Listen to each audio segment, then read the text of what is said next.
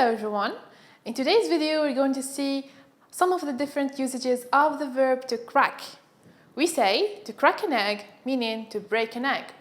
If someone makes you laugh, you would say, you crack me on. If you find a solution of something, you would say, I've cracked it. When you really feel weak from stress, you can say, I'm going to crack. When you need to start or continue, you can say, I need to crack on.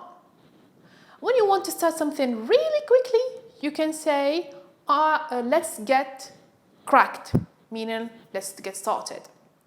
That was 1 Minute English. Thank you so much.